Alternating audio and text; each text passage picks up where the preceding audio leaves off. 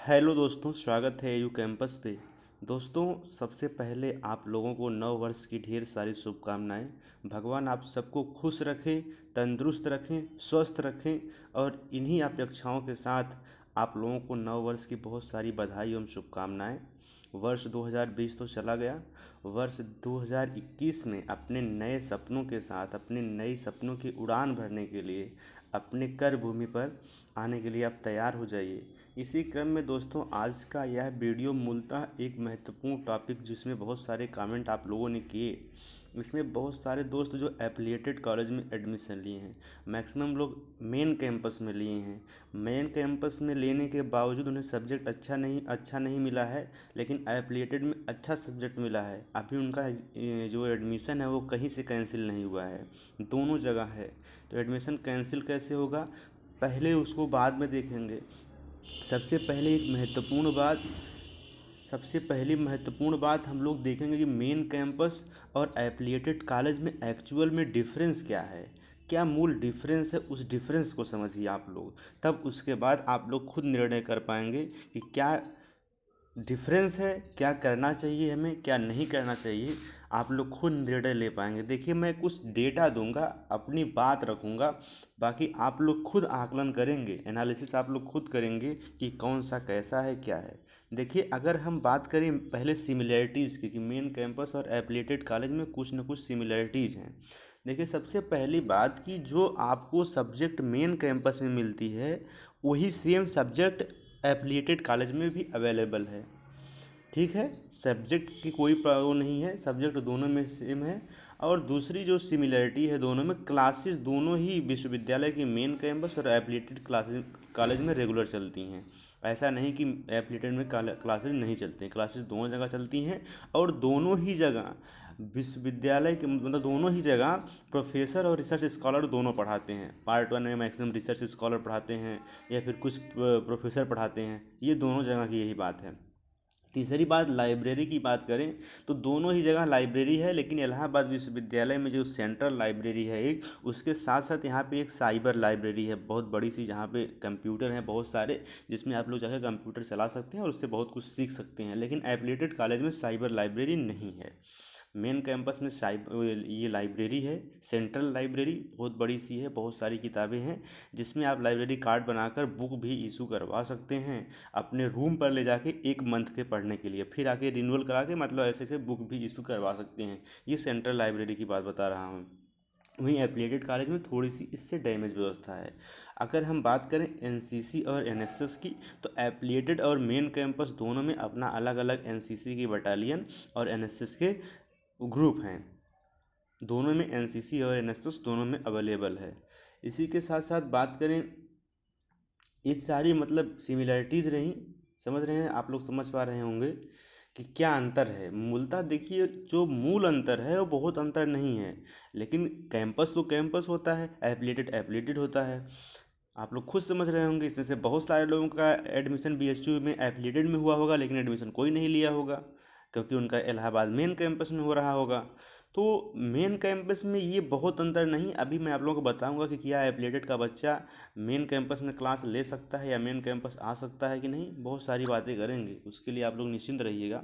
अब इसके बाद अगर डिसिमिलरिटी की बात करें, डिससिमिलरिटी की बात करें दोनों में, तो सबसे पहली बात है कि जो हॉस्टल की फैसिलिटीज़ है वो सिर्फ मेन कैंपस में ही अवेलेबल है। ठीक है, अगर हॉस्टल की बात करें तो किसी भी एफिलिएटेड कॉलेज में हॉस्टल नहीं है। आप लोग यूट्यूब पे देख के द्वंद्व में मत रहा करिए कि ईश्वर में हॉस्टल है, यहाँ हॉस्टल है। कहीं पे किसी भी एफिलिएटेड कॉलेज में हॉस्टल अलॉटमेंट नहीं होता और ना ही है, स्पष्ट समझ लीजिए इस बात को। ठीक है, तो हॉस्टल का एक ड्रॉबैक है। और अगर है भी मेन कैंपस में, तो ऐसा तो है नहीं कि मेन कैंपस में सबको हॉस्टल मिलता है मेरे भाई। मेन कैंपस की अगर आप लोगों को मैं बात बताऊं, मेन कैंपस में लगभग 3500 लोगों का एडमिशन होता है बीए में। लगभग 3500 से 3000 के आसपास एडमिशन होता है बीए में। उसमें से हॉस्टल कितने को मिलता है, हॉस्टल की अगर बात करें तो 90 का बैच हम लोगों का है, जिसमें बीए बीएससी बीकॉम है। 120 का बैच पीसीबी में है और फिर 100 के आसपास एसएसएल में है। कुल मिला के 300 के आसपास ही 300 के आसपास ही हॉस्टल मिलता है। 300 मतलब 3000 सिर्फ बीए के हैं। बीए बीएससी बीकॉम में मिला के तीनों हॉस्टल केपीयूसी पीसीबी एसएसएल मिला के 300 के आसपास लड़कों को छात्र हॉस्टल मिलता है। बाकी लगभग 3000 से 3200 लोग डीलीगेसी में ही रहते हैं।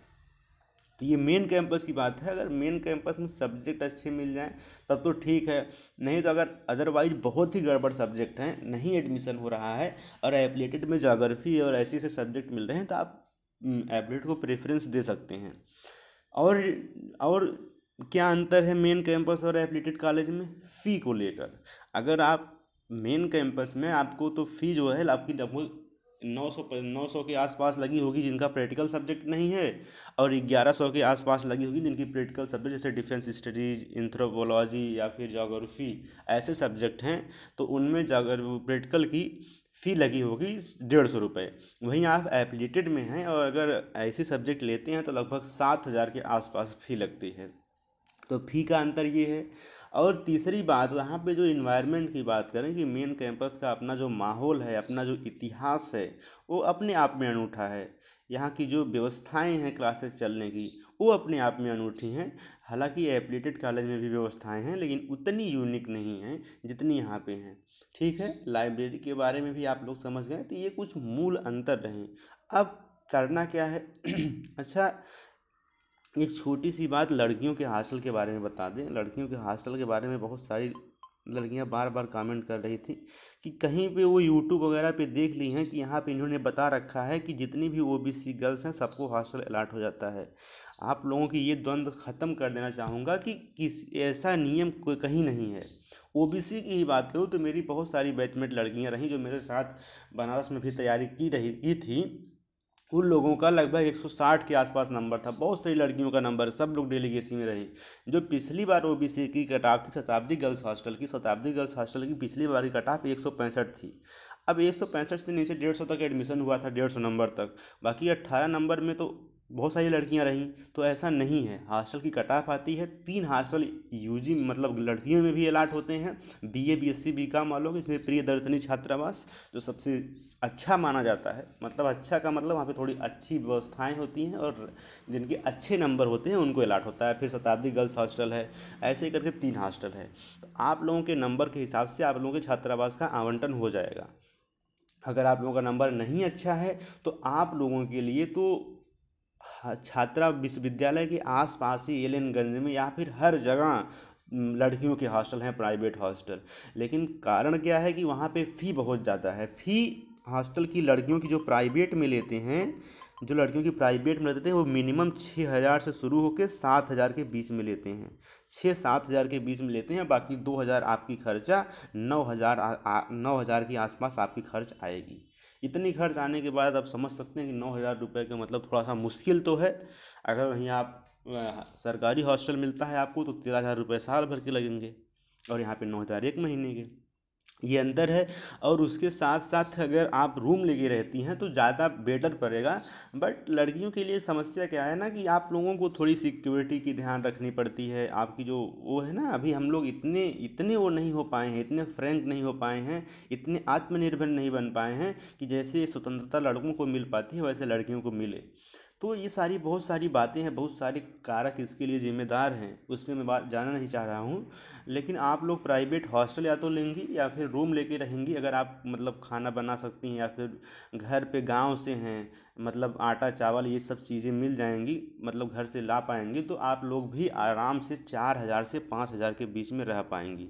4000 में रूम मिल जाएगा, आस पास ही रूम मिल जाएगा, और उसके बाद से फिर 2 लोग रहेंगे, 2-2 हज़ार किराया और 2-3 हज़ार रुपये खर्चा, 4000 में हो जाएगा। तो ये बहुत सारी बातें रहीं, मतलब हॉस्टल के बारे में, लड़कियों के बारे में भी थोड़ा सा बता दिया। उसके साथ साथ एप्लीटेड और मेन कैंपस के बारे में जो डिफरेंस है वो बता दिया। अब हम लोग बात करें जो लोग दो मतलब अच्छा, एक जो लड़कियां जगन तारन में एडमिशन ली हैं, जेटी में ली हैं, उनका जैसे देखिए इस एप्लीटेड में भी ईश्वर डिग्री कॉलेज हुआ, वो सबसे अच्छा है एप्लीटेड में। मतलब वहाँ की व्यवस्थाएं लगभग ठीक है, मतलब ठीक ठाक है। वहाँ पे खुद की एनसीसी है, क्लासेज अच्छी चलती हैं, वहाँ का इन्वायरमेंट भी अच्छा है। लेकिन अगर बहुत नीचे आप चले जाएंगे, जैसे एडीसी हुआ, सीएमपी भी कुछ हद तक ठीक है, लेकिन इधर बिल्कुल ही नीचे जो एडीसी वगैरह हैं, इस सब का तो मतलब थोड़ा सा बहुत वो है।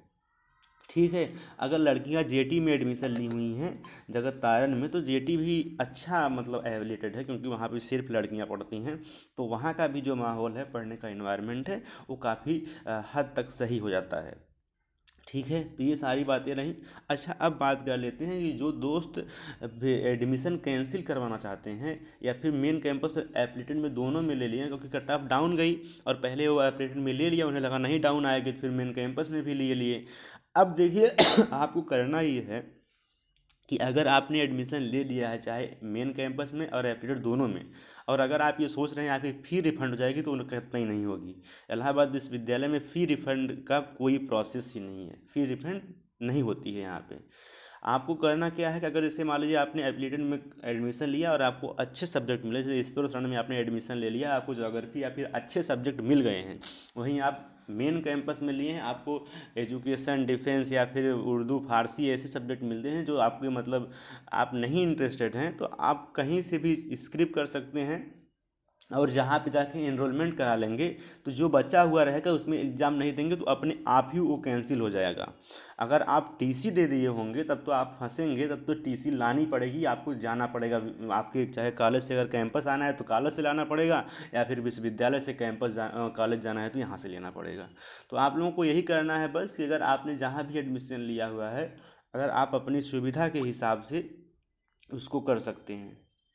ठीक है दोस्तों, तो बहुत बहुत धन्यवाद वीडियो देखने के लिए। इसके अलावा भी कोई क्वेरी हो तो नीचे कमेंट करिएगा, मैं ज़रूर उत्तर देने का प्रयास करूँगा। धन्यवाद वीडियो देखने के लिए, थैंक यू।